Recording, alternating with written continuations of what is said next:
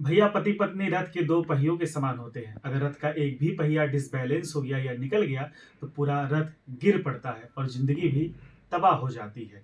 ऐसे ही हाल ही में एक घटना हुई अतुल सुभाष और निकिता सिंघानिया के साथ।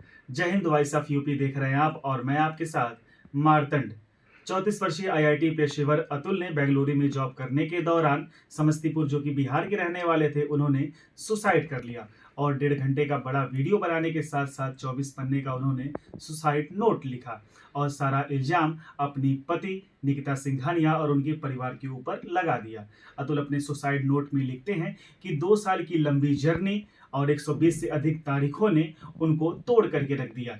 कानूनी पचड़े में पड़ करके अतुल ने सुसाइड किया और मौत को गले लगाया और अपने बूढ़े माँ बाप को पीछे छोड़ दिया। आपको बताते चलें कि निकिता सिंघानिया जौनपुर की रहने वाली थी, जिन्होंने 2019 में अतुल से शादी की और 1 साल बाद उनका बच्चा हुआ और 2021 में वो वापस बेंगलोर से जौनपुर शिफ्ट हो गए और उनके ऊपर कई सारे 9 अलग अलग तरह के मुकदमे लगाए और 40,000 रुपए महीना गुजारे का भत्ता भी उन्होंने लिया और 3-4 लाख रुपए उनसे अधिक लेती रही।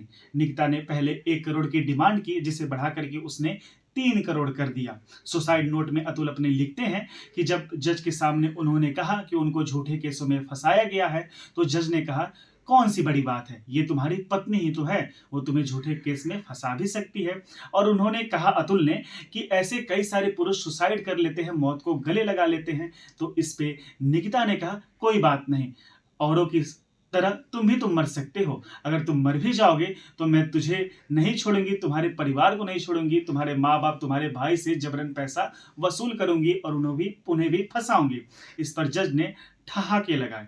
ये शर्मसार करने वाली बात है। अगर जज बैठा हुआ, जो कि कानून का रक्षक है, वो इस तरीके से ठहाके लगाता है। हाल ही में अपने कानून व्यवस्था में जब संशोधन हुआ तो पीछे खड़ी महिला, जो कि तराजू लेकर के आंखों में पट्टी लगाई हुई थी, उनकी पट्टी को हटाया गया।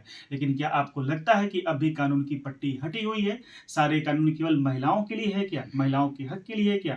मैं यहाँ पे ये भी कहना चाहूंगा, अगर ऐसी बातें हों तो पुरुषों को भी बराबर कानून का हक दिया जाना चाहिए।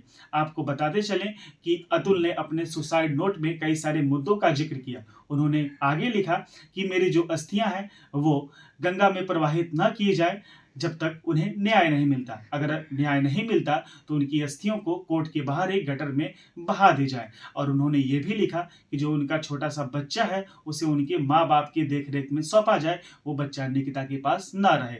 और उन्होंने अंत में उन्होंने अपने सुसाइड नोट में यूपी की कानून व्यवस्था पे भी तंज कसा या आरोप लगाया कि जो यूपी में केस चल रहे हैं वो ट्रांसफर करके कर्नाटक की एक अदालत में चलाए जाए। और उन्होंने अपने सुसाइड नोट में इस बात का भी जिक्र किया कि जौनपुर की एक महिला जज और उनके साथियों ने उनसे 5 लाख रुपए की डिमांड भी की, जिनसे उनको केसों को दबाया जा सके, हटाया जा सके। सिस्टम, प्रशासन, भ्रष्टाचार से तंग आकर के अतुल ने सुसाइड किया और मौत को गले लगाया।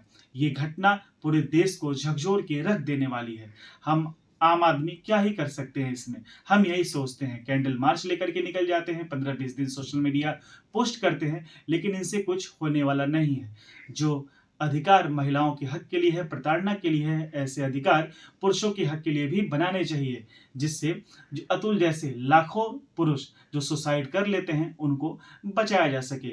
अतुल ने ये सारी घटना उस एनजीओ के साथ साझा की, जो एनजीओ पुरुषों की मदद के लिए आगे बढ़ती है और इस तरीके की घटनाओं के लिए सहायता करती है। एनजीओ ने ही पुलिस को संपर्क किया और पुलिस जब बेंगलुरु के उस फ्लैट में गई जिसमें अतुल की लाश लटकी हुई दिखी और सीने पे सुसाइड नोट के पन्ने चिपकाए गए थे। ये घटना मुझे तो झकझोर के रखती है, क्योंकि मेरे पास बोलने के लिए शब्द कम पड़ जा रहा है और मुंह से आवाज निकल भी नहीं रही है।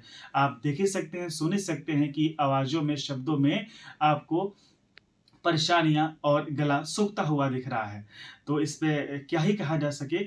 मैं आप सभी से गुजारिश करना चाहूंगा, अगर कि अपने आसपास, आपके अगल बगल कोई भी पति पत्नी है, अगर इस तरीके का वो काम करते हैं तो उन्हें कृपया प्लीज समझाएं और बताएं कि किस तरीके से पति पत्नी रथ के पहिए के समान होते हैं, जैसा कि मैंने शुरू में ही बताया, और उनकी सहायता करें, घरेलू पचड़े में न पड़ के उनको अच्छा जीवन जीने के लिए जागरूक करें। और उनके बीच मनमुटाव पैदा करने की तो बिल्कुल भी कोशिश ना करें, क्योंकि कई सारे रिश्तेदार या अगल-बगल के लोग होते हैं जो पति-पत्नी के बीच नोक-झोंक होती है, उसमें वो भी बढ़-चढ़ के अपनी बातें रखते हैं और झगड़ा लगाने का काम करते हैं। तो ऐसा बिल्कुल भी ना करें, क्योंकि इस तरीके की घटना समाज में आए दिन बढ़ती जा रही है। अगर ऐसी घटनाएँ बढ़ती रहेंगी तो शादी पे से लोगों का भरोसा उठ जाएगा और लोग शादियाँ करना बंद कर देंगे। अतुल सुभाष और निकिता सिंघानिया का केस आगे क्या मोड़ लेता है, इसमें कौन से फैसले अभी बाकी हैं, देखिए आगे क्या होता है। अभी हाल ही में एक रिपोर्ट की माने तो ऐसे सुसाइड के केसेस बढ़ते जा रहे हैं और सुप्रीम कोर्ट ने भी देखा है कि 95% ऐसे मामले पुरुषों के खिलाफ फर्जी साबित हो रहे हैं। इनके इस केस में अतुल सुभाष के भाई ने कर्नाटक की कोर्ट में एक अपील भी डाली है और कई सारे केसेस निकिता और उनके परिवार के ऊपर लगाया भी है।